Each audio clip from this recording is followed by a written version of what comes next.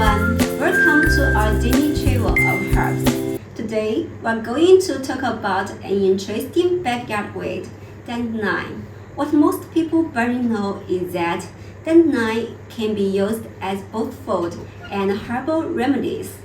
Dandelion root is often dried, ground, and used as a tea or coffee substitute, which tastes as good as a normal coffee. But you can also eat it all, as you do other root vegetables.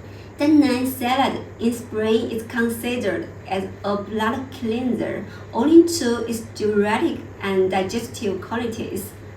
The leaves are very high in vitamin A, B, C, and D, the A content being higher than that of carrot. In addition, dandelion is also regarded as one of the best herbal remedies for kidney and liver complaints. Its root is mildly laxative, bitter tonic, valuable in treating dyspepsia and constipation. Dandelion is also available as a supplement in capsule, extract, and tincture form.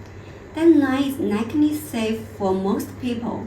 However, it may cause allergic reactions and interact with certain medications.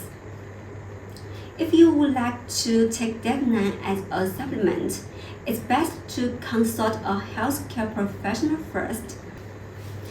After watching this video, did you change your view on this backyard weed? See you next time!